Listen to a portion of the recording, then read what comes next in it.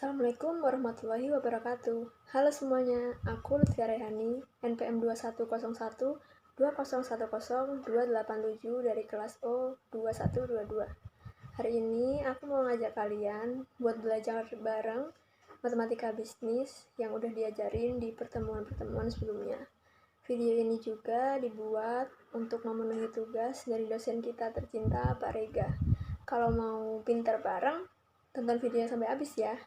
Yang pertama, aku ada himpunan. Di sini himpunan itu artinya kumpulan benda atau objek-objek yang mempunyai arti yang dapat didefinisikan dengan jelas. Nah, di sini ada penulisan dan jenis himpunan. Penulisan himpunan itu ada dua cara, yaitu cara daftar dan cara kaidah. Contohnya, cara daftar itu ada himpunan A sama dengan 1, 2, 3, 4, 5. Jadi anggotanya langsung ditulis di dalam bracket itu tadi ya. Terus yang kedua ada cara kaidah. Cara kaidah itu penulisannya A sama dengan himpunan X, di mana 0 lebih kecil dari X, lebih kecil dari 6. Artinya sama. Jadi X atau anggota himpunan itu tadi tidak lebih kecil dari 0, tapi lebih kecil dari 6. Sama kan? 1, 2, 3, 4, 5. Oke, jenis himpunan ini ada dua. Yang pertama itu himpunan semesta, artinya adalah himpunan yang anggotanya semua objek pembicaraan. Jadi ada himpunan semesta itu berisikan beberapa himpunan yang memiliki anggota. Jadi nggak kosong gitu ya. Yang kedua ada himpunan kosong. Nah, kalau yang ini himpunannya itu tidak memiliki anggota, jadi biasanya ditulis dengan null set atau bracket yang tidak ada isinya. Contohnya misalkan P sama dengan orang Indonesia yang pernah ke Mars. Nah, berarti nggak ada kan yang pernah ke Mars. Berarti ini termasuk himpunan kosong. Ini ada operasi himpunan. Yang pertama itu ada gabungan. Gabungan itu himpunan baru yang berisikan elemen yang dimiliki himpunan A maupun B. Jadi misalkan ada himpunan A dan himpunan B. Ini himpunan A anggotanya adalah 2, 5, 8. Dan himpunan B anggotanya adalah 7, 5. Maka A gabungan B sama dengan 2, 5, 7, dan 8. Atau semua anggota yang dimiliki oleh himpunan A maupun B. Yang kedua itu irisan. Itu himpunan baru yang berisikan elemen milik A dan B. Contoh, ini ada himpunan A, anggotanya 2, 4, 6, 10. Dan B 4, 10, 12. Maka A irisan B adalah 4 dan 10. Jadi irisan ini hanya anggota yang dimiliki oleh kedua himpunan itu tadi. Yang ketiga ada komplement. Komplement dari A adalah himpunan semua elemen dari semesta yang tidak ada di himpunan A. Jadi contoh ada himpunan semesta beranggotakan 1 sampai 9. Nah, jika A 1, 3, 7, 9, maka A komplement adalah 2, 4, 5, 6, dan 8. Lanjut, ini ada contoh kasus. Dalam suatu survei mengenai 120 ibu rumah tangga ditanyai di pusat pembelanjaan tertentu, bahwa ternyata 80 orang memakai deterjen Rinso dan 68 memakai deterjen Soklin, dan 62 orang memakai kedua-duanya. Tentukan jumlah ibu rumah tangga yang disurvei itu memakai A. Sekurang-kurangnya salah satu dari deterjen itu. B. Tepat salah satu deterjen itu. C. Tidak satupun dari deterjen itu. Nah, jadi misalkan A adalah deterjen Rinso, berarti ada 80 orang. B itu deterjen Soklin, ada 68 orang. Dan ada yang menggunakan keduanya, berarti adalah A irisan B itu 62 orang. Sedangkan yang disurvei ini ada 120 orang. Bisa kita katakan semestanya ini ada 120. Nah, kalau mencari sekurang-kurangnya salah satu dari deterjen itu, berarti kita cari yang menggunakan rinso saja, ditambah yang menggunakan keduanya, ditambah yang menggunakan Soklin saja. Berarti ada 18 ditambah 62 ditambah 6, hasilnya 86.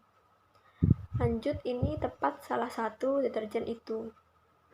Berarti kita mencari yang menggunakan rinso saja ditambah dengan yang menggunakan Soklin saja. Berarti 18 ditambah 6 sama dengan 24. Lalu yang C, tidak satu pun dari deterjen itu, kedua deterjen itu.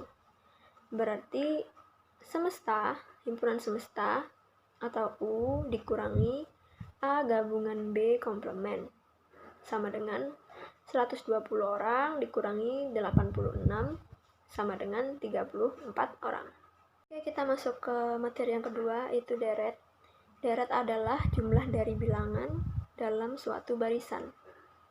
Di sini ada macam deret. Aku cuman masukin berdasarkan pola perubahannya aja.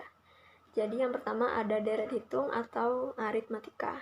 Deret ini perubahan suku-sukunya berdasarkan penjumlahan terhadap sebuah bilangan tertentu. Jadi contoh ada 7, 12, 17, 22, 27, 32. Ini bertambah 5. Pembedanya 5 gitu ya. Terus ada rumus suku ke N dari deret hitung, itu Sn sama dengan A ditambah N-1 dikali B. Keterangannya ada di bawahnya ya. Terus ada rumus jumlah N suku deret hitung. Itu Jn sama dengan N per 2 dalam kurung 2A ditambah N-1 dikali B. Keterangannya ada di bawahnya ya. Yang kedua ini ada deret ukur atau geometri. Deret ini perubahan suku-sukunya berdasarkan perkalian terhadap sebuah bilangan tertentu. Jadi contoh ada 5, 10, 20, 40, 80, 160. Ini pengganda atau pengalinya adalah 2. Rumus suku ke N dari deret ukur itu Sn sama dengan A dikali P pangkat N dikurang 1. Ini keterangannya ada di bawah ya. Lalu ada rumus jumlah N suku deret ukur, yaitu Sn sama dengan A 1 dikurang R pangkat N per 1 dikurangi R. Ini kalau R-nya kurang dari 1. Lalu di sebelahnya ada Sn sama dengan A dikali R pangkat N kurangi 1 dibagi R dikurangi 1. Ini untuk yang R-nya lebih dari 1. Lanjut, ini contoh kasus. Soalnya kayak gini.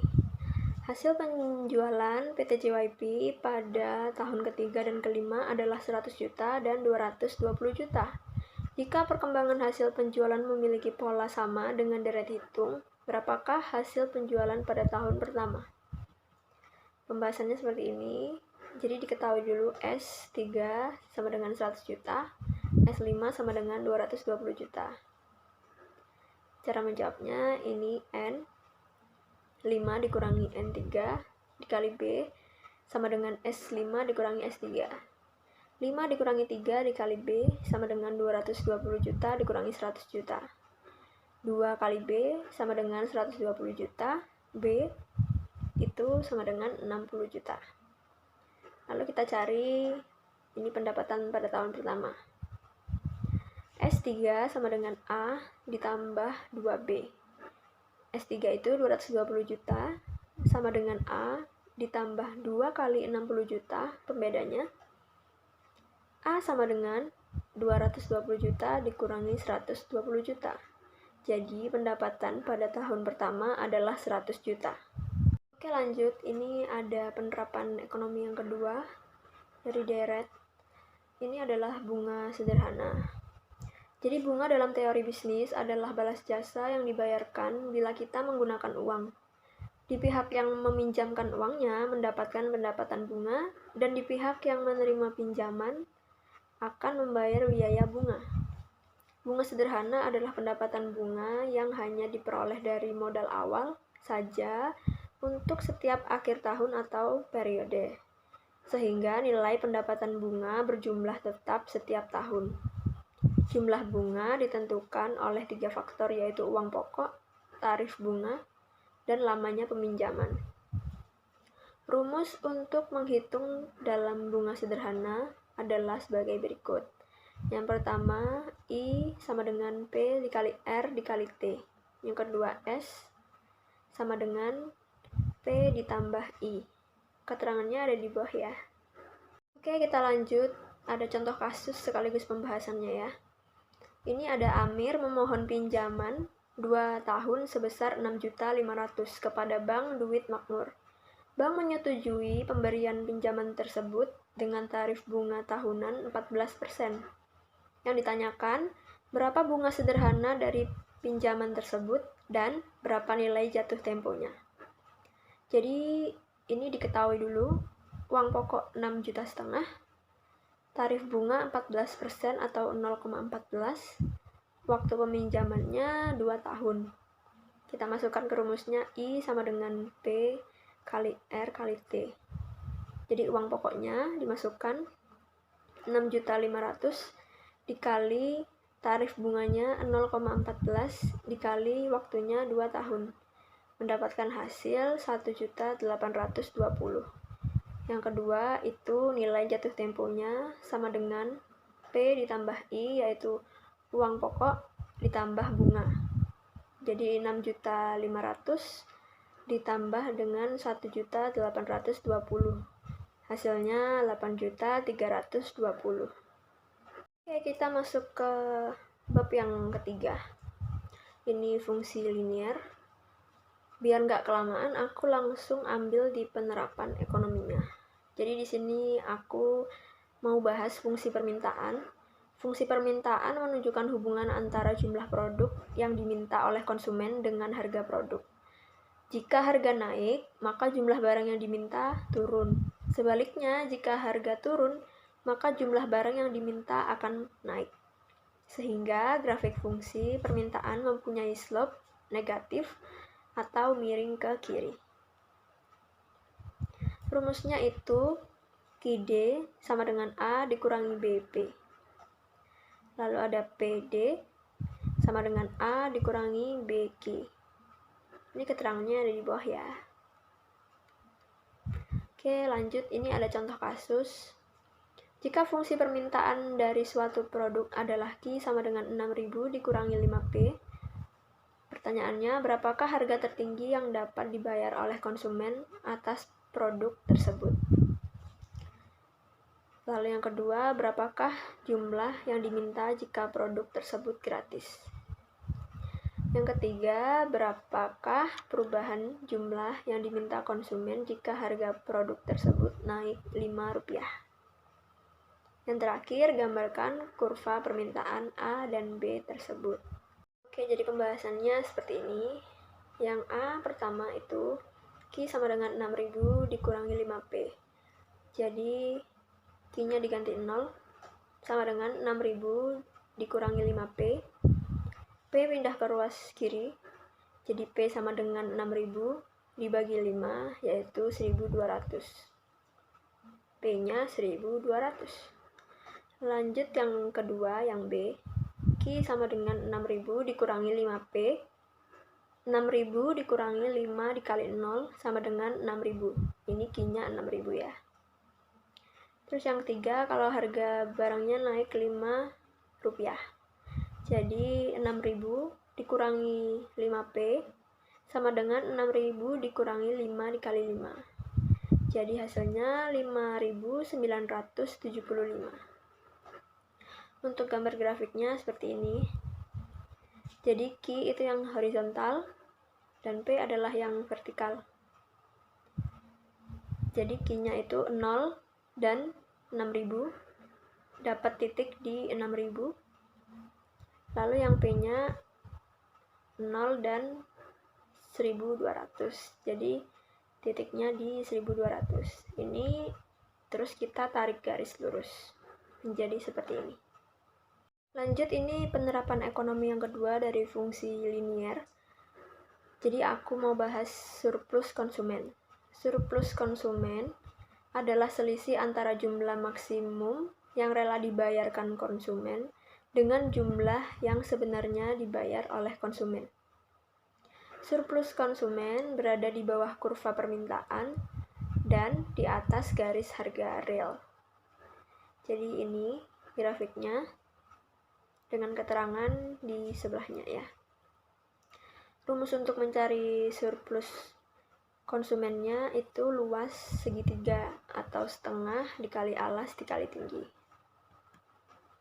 Oke, ini ada contoh kasus.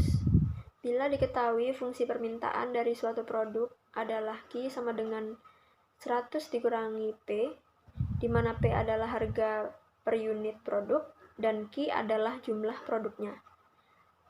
Yang ditanya adalah hitunglah besarnya surplus konsumen jika harga pasarnya adalah Rp50 per unit. Yang kedua, jika harganya naik dari Rp50 menjadi Rp75 per unit, hitung surplus konsumen yang baru. Lalu yang terakhir, gambarkan butir A dan B dalam satu grafik. Jadi pembahasannya seperti ini. Ini yang A. Kalau harganya 50, bagaimana surplus konsumennya? Jadi Q sama dengan 100 dikurangi P sama dengan 100 dikurangi 50 ya harganya tadi. Jadi 100 dikurangi 50 adalah 50. Surplus konsumennya langsung kita cari aja segitiga. Setengah dikali alas dikali tinggi. Jadi ini tingginya 100 dikurangi 50. Lalu alasnya 50 dibagi 2, dapat hasil 1250. Lalu yang B, kalau harganya naik menjadi 75, surplus konsumennya bagaimana? Jadi Q sama dengan 100 dikurangi P, sama dengan 100 dikurangi 75 sama dengan 25. Jadi luas segitiganya itu setengah dikali alas kali tinggi. Tingginya 100 dikurang 75 dengan alas 25. Lalu dibagi 2. Mendapatkan hasil 312,5. Jadi ini gambar grafiknya. Kalau kalian lihat segitiga yang paling atas 100 sampai 75 dengan alas 25 itu adalah surplus konsumen jika harganya naik menjadi Rp75. Jadi lebih sedikit ya yang mau membeli dengan harga segitu. Sedangkan yang harga normal Rp50, ini dari 100 sampai 50 tingginya yang garis P dengan alas yang Q ini 50. Jadi lebih luas atau lebih banyak yang akan membeli jika harganya itu tetap atau lebih murah lah dari 75 itu tadi. Wah, udah selesai ternyata belajar bareng kita. Gimana? Ini masih bingung atau udah lumayan paham ya kira-kira? Nah, ini aku juga masih belajar, jadi kalau misalkan tadi ada kesalahan, kalian boleh benerin aja, kasih tahu aku di kolom komentar. Terima kasih yang udah menonton video ini sampai habis. Wassalamualaikum warahmatullahi wabarakatuh.